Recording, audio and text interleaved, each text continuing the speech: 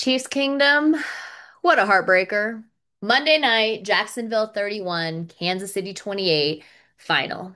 We had chances, we made plays, we stumbled. I was there in the stands. I felt the swings, heard the roars, felt the heartbreak. Let's break down why this game was one that the Chiefs should have won and still can learn from. Let's talk about the positives first of what went right. Mahomes' performance, he had a monster night. 318 passing yards, one passing touchdown, and on the ground, he added 60 rushing yards and one rushing touchdown. He moved us into Jags territory on 7 out of 9 possessions.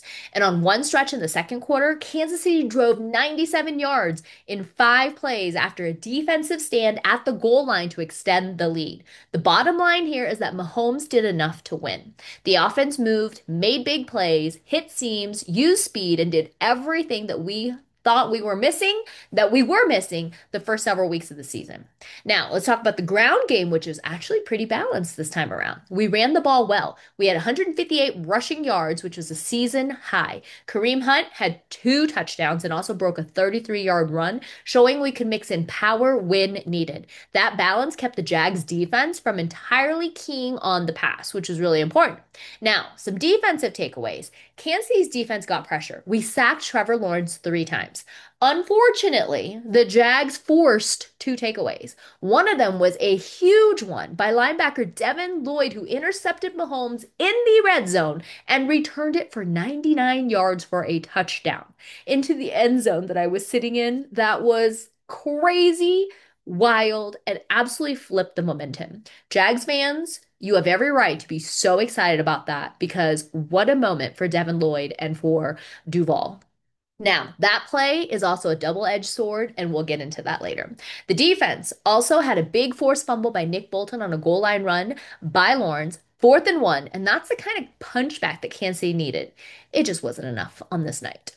Now, the early lead and momentum we created was another positive. We jumped out to an early lead, 14-0. I felt like we've been missing the early lead and the momentum in the first quarter since last year at some point.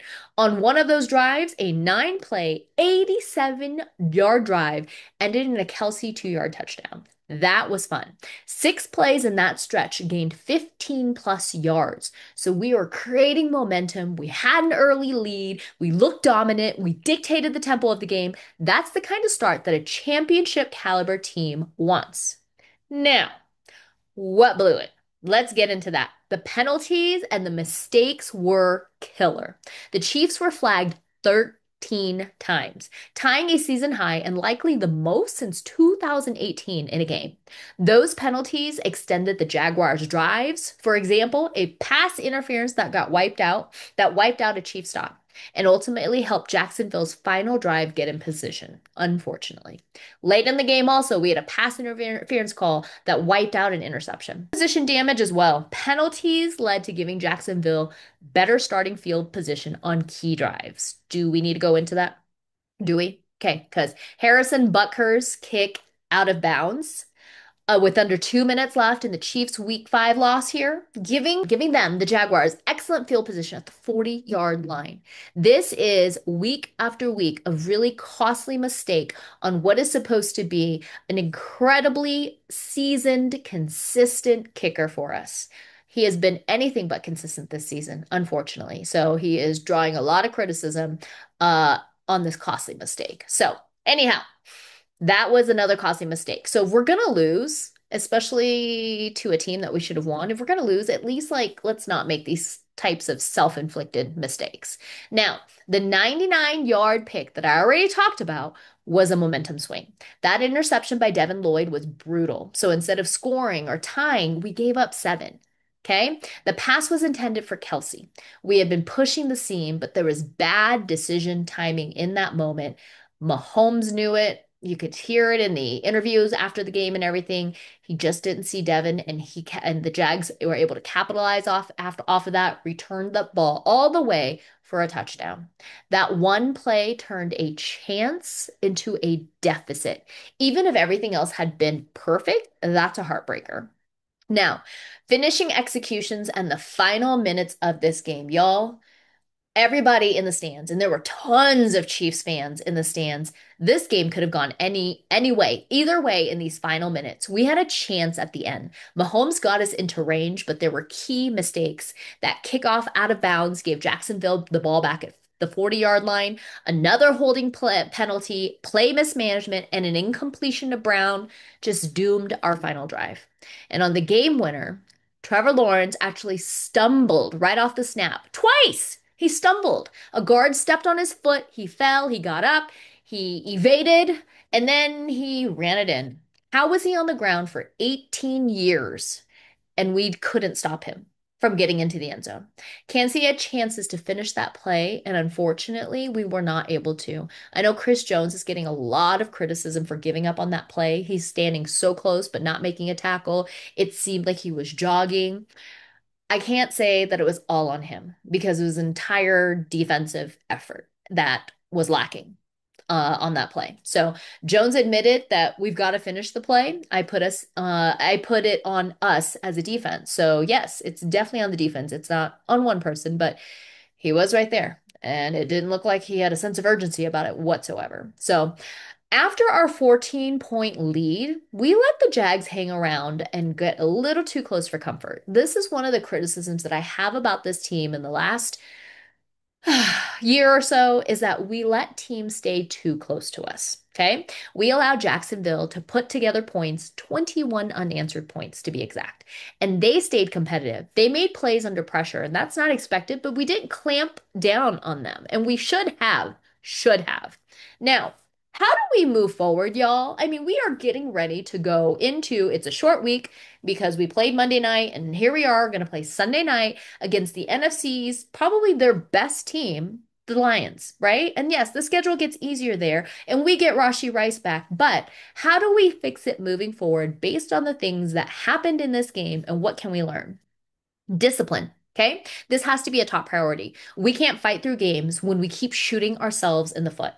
Red zone and turnover management. When you have chances, we have to maximize those chances and take them. We can't give up on big plays like we saw this last week.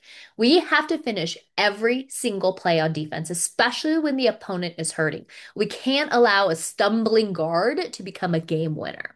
Special teams matter. Y'all, we rarely ever have complaints of our special teams, but this one was wild. Kick out of bounds is avoidable, and field position in tight games is huge. So, Harrison, I don't know what you need to do.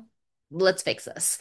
Load management and energy. Keep the guys fresh. Manage those snap counts. And then mental toughness in those final minutes. The crews, the coaches, the players need to hold composure, manage the clock, and get first downs to bleed time, not rush. And then there's situational play calling. It's a bit more conservative when needed. And then, of course, be aggressive with control when needed as well. If we lock down these things, we still have a window to flip this season. The sky isn't falling yet, but the margin for error is shrinking because we've lost 3 games, which is one too many. We've lost too many games at this point in the season. Now, that championship mindset, I feel like, might be lacking a little bit or not quite as sharp. Are we broken? Are we rebuilding? What's the deal, right? So, this game is a reminder that we can't live off of legacy alone. Any of us who have been fans for long enough know the heartache of the years past. And these last few seasons in the Patrick Mahomes era has been a lot of fun, but we can't live off legacy. Passion, heart, and expectations stay. But the proof is in the weekly grind, and we're not seeing it. We're not seeing it yet.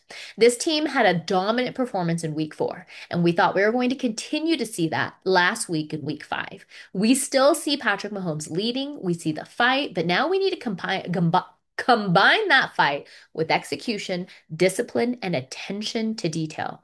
Every team slips, even champions, but what separates them is how they respond. The ingredients are there, so let's not lose them. But do we respond? I really believe that we can. And there's time to get that right, especially with some of the pieces coming back into play and being where we are currently. I think that would leave anybody hungry enough to want to do better and to actually do better. So, some key players and standouts on the Chiefs side this game. Patrick Mahomes did an elite job and just performed out of this world. Okay. No complaints there. Offense was pretty good. Kareem Hunt, we really leaned in on him. He got the tough yards, scored 2 touchdowns. He did a great job this game. Nick Bolton had big tackle fumble play on Lawrence at the goal line. That was such smart playing on his part. He studied film, he knew what was going to happen, and he was able to prevent it from happening. Chris Jones, he was dominant on many plays, but he definitely was criticized for the lack of finishing, especially on such a critical play that we already talked about to death. Tyquan Thornton, Hollywood Brown, Travis Kelce, these receivers were making plays, stretching plays, and they were able to get open in really tight windows. So those honorable mentions there on the Chiefs side. On the Jags side, yeah, I'm gonna give a couple honorable mentions as well for Trevor Lawrence. He was totally gutsy in that final drive. 2 rushing touchdowns, 54 rushing yards, 1 passing touchdown. It wasn't only my son's 17th birthday, it was Trevor Lawrence's, and he threw himself a party. Yeah, he really did. Devin Lloyd, that 99-yard pick six will be remembered forever by both sides for different reasons. And then Brian Thomas Jr., Diami Brown, key targets in that final drive. Now, some stats that really stood out, and some of these I really don't like this one, but 13 penalties by Kansas City and 4 by the Jags. I don't like blaming refs, but in this game, we just shot ourselves in the foot. Self-inflicted wounds all over the place. 13 penalties to their 4. Okay. Some other stats, 158 rushing yards by Kansas City. Okay, that's a season high for us. That's huge. And then Mahomes, of course, as mentioned earlier, 318 pass yards, 60 rush yards for a total of 378 yards of offense. That's pretty good. Kansas City sacked Trevor Lawrence 3 times. Oh, that pick six, that's the longest defensive score in Jaguars franchise history, y'all. A record-setting night in some areas. And then, of course, that final drive by the Jaguars and Trevor Lawrence, 60 yards, multiple third down conversions. This was a team we were supposed to beat, and we couldn't. So, this is still our window. I know that we can bounce back, but next week, here, this week, it's time to prove it. What do you guys think? I want y'all to drop your thoughts below. The good, the bad, the ugly, put it below. Who is your MVP of this game? What's the biggest fix that we have to make as we get ready to face the Detroit Lions? And what do we have to say? But we just got to keep pushing, Chiefs Kingdom, right? Okay, I'm going to say it like I do all the time. Go Chiefs.